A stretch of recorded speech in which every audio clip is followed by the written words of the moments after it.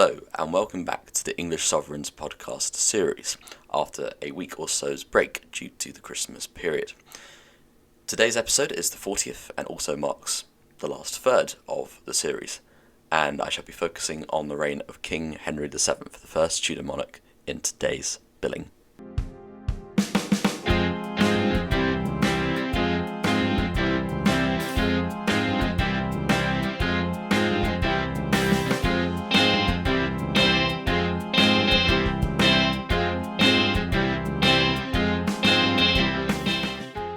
Henry reigned for 24 years between 1485 and 1509. I've covered much of his life actually during previous podcasts, such as in Edward IV's and in Richard III's, but it's worth just going over a few things before we get into the meat of his reign. So he was born in 1457 to Owen Tudor of Welsh origins, and to Margaret Beaufort, who was the daughter of the Dukes of Somerset, John Beaufort, whose ancestor was John of Gaunt, who was of course the son of Edward III and also the father of King Henry IV and that Lancastrian line. So John of Gaunt had married again to Catherine Swynford, but had his children, namely John Beaufort, and before he got married to Catherine Swynford, and those children were only legitimised during the reign of Richard II. So technically it was an illegitimate line at the time of conception and the time of the birth of the children, which obviously means that the rest of the line is illegitimate, but it was legitimised by royal decree, so you'd have to be careful. And therefore Henry VII's claim to the throne, even though he was the sole, he was the strongest Lancastrian descendant at the time of Richard III's reign, he also had quite a flimsy claim himself because of this problem of legitimacy. But anyway, when he arrived in England, again after quite a few years of exile in Brittany, he came bearing ideas such as doing away with the limited monarchy model of English government, under the influence of John Fortescue, who I might have mentioned before. And yes, he came to England and met Richard III, as everybody knows, at the Battle of Bosworth on the 22nd of August 1485.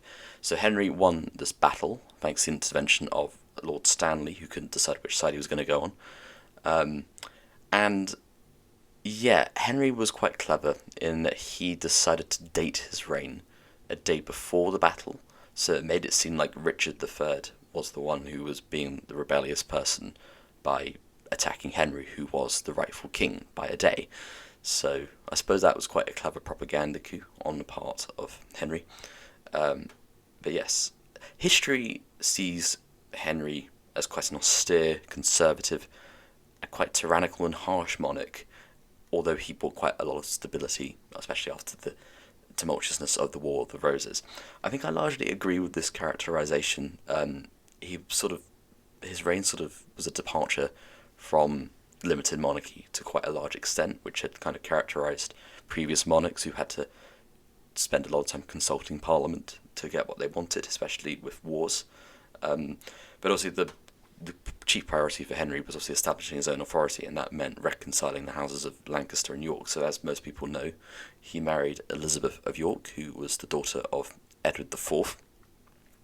And this was largely successful, seen as a bit of a coup for Henry. And of course the flower, as you might remember, so you had the red rose of Lancaster, the white rose of York, united together to create the Tudor rose. So it was quite a clever propaganda coup. But the problem is that Henry's mother, Margaret Beaufort, kind of saw herself as the queen as well. She was the queen mother, the king mother rather, and she signed herself saying Margaret Margaret Regina, which means Margaret the Queen.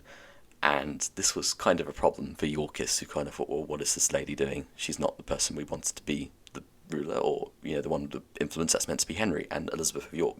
So they did actually rebel, I think, in 1487, and Henry only just managed to put it down.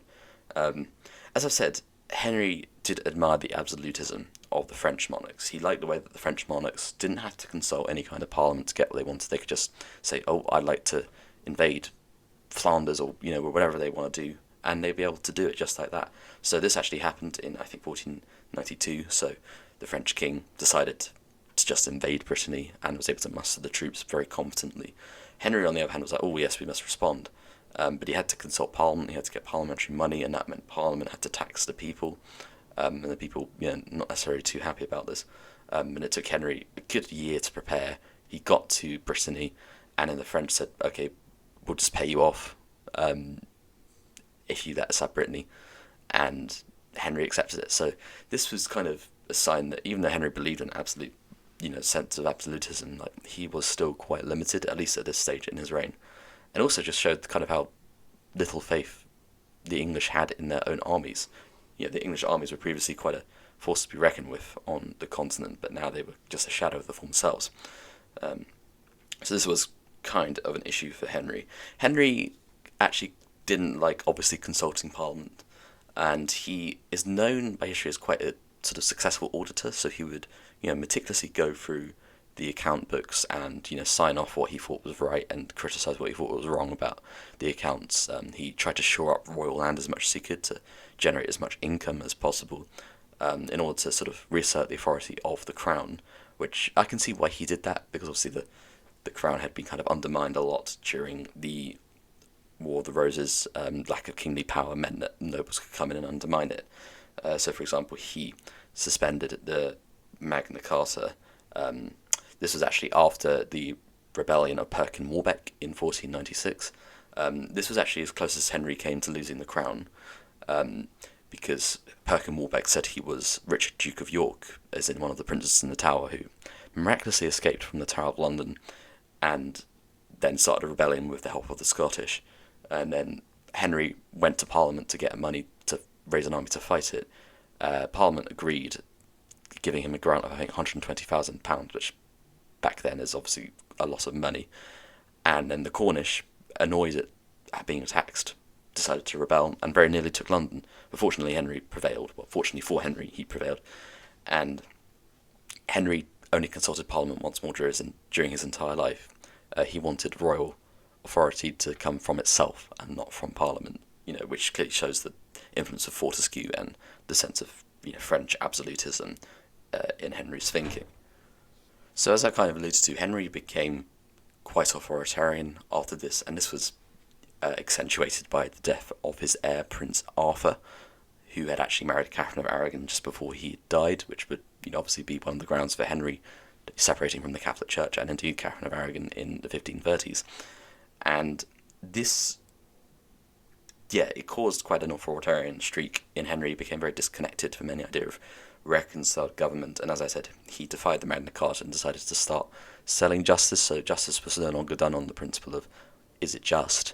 It was done on the principle of, okay, well, we want to shore up royal authority. So he would fine nobles, for example, if they had large private standing armies. So he kind of decreased the power of the nobles, which was a good move, because obviously nobles had helped cause the War of the Roses and bring down the Lancaster dynasty, but also concentrated a lot of authority in Henry's hands and in the hands of the crown, which, although it's not unprecedented in English history, kind of, at this point I would say the crown is at its most kind of potent, and obviously you might think that Henry was maybe wrong to do this, had such extreme authority in the hands of one person, but this is what happened, and he certainly didn't remember the other bits of John Fortescue's work, which was basically saying, okay, yeah, you should have a strong monarchy, but you should also use that strong monarchy to ensure freedom and prosperity, which I don't think Henry really did.